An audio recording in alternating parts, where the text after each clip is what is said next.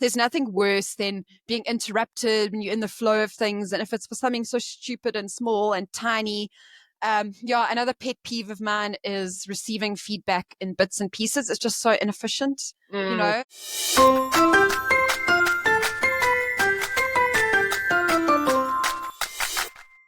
Okay, we are covering some would you rather questions.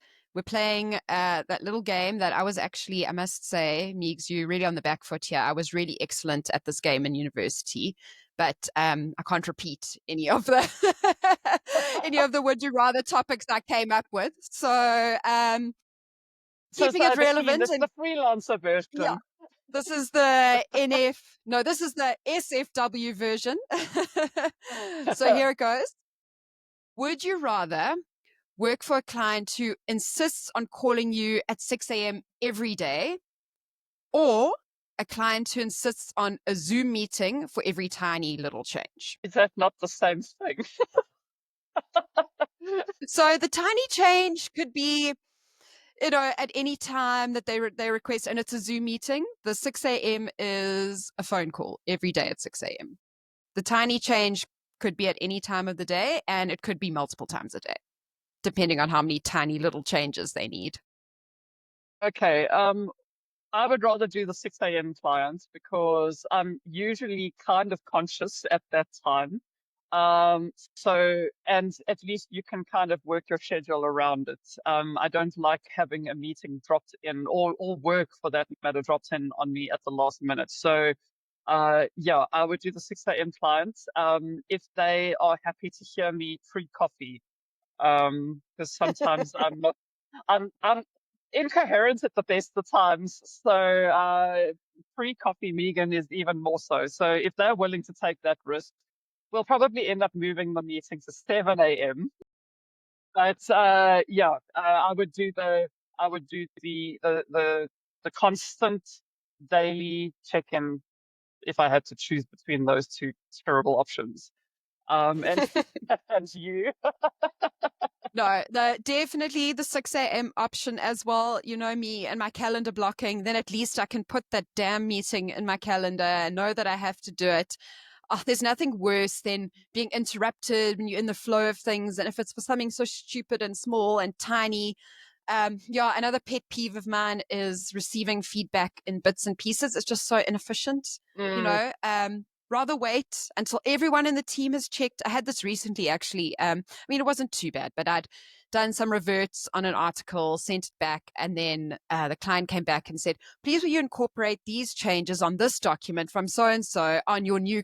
And I was like, oh, could we not work off the same version? Because now I'm having to check what they've changed, make sure that I adapted in my new version. Oh, I didn't say anything, but I probably should have. Just like a FYI, this isn't really efficient for any of us. I understand sometimes But getting it's feedback not. from different departments is tricky, Yeah, I but mean, yeah. collating feedback. I mean, if you're doing reverts, especially if like I've got a 2 revert policy, so you get 2 reverts as part of the price, and if that goes Likewise. over, clearly I'm not understanding what you're, I'm not picking up what you're putting down. But if anything over and above that, it's usually because of a scope issue. And I've had before where I've had like about 9 or 10, and I kid you not, reverts because it was one of these that I interviewed a subject matter expert, but there was a marketing coordinator acting as the go-between between myself and the expert. And so I would submit the article, they would submit it because God forbid, I have to speak to these gods themselves. So they would refer the information through. And then in this particular case, there were 2 experts involved in the piece. So it would go to the one, feedback would come through, it would come back to me. But in the interim, the coordinator would send it to the other subject matter expert who then had other feedback. And it just became an absolute mess. So yeah, collated feedback, and I'm quite happy to jump on a call to discuss the feedback, to make sure that it's kind of all there. But yeah, Did you end I've up got clients that I charging for do. those extra reverts? No, Unfortunately not, because, it's always my luck that there's this is the exception to the rule client when these things happen.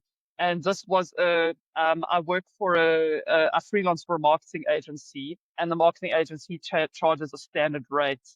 And although the number of reverts was covered in the contract, there was a bit of an unhappiness with this particular client. They were a bit grumpy for some reason, and so we were trying to keep them happy. But I think with every revert, they became more unhappy. So, like, Oh um, boy. but yeah, Lose, lose around. lose all around. But yeah, I to get back to the original question, I'm happy to have a daily stand up with a client, especially if it's a lot of retainer work. Um, I have got clients like that. I've got two clients that I have weekly meetings with. But yeah, Post coffee. don't post coffee. Yes, so they get post coffee pre 2 p.m. So they get the best of me. Yeah, what we'd like to know from the audience, which one would you rather have? A daily meeting at 6 a.m. or a surprise meeting, maybe never, but maybe multiple times a day? Chuck that in the comments. We'd like to know. And then we'll see you in the next episode.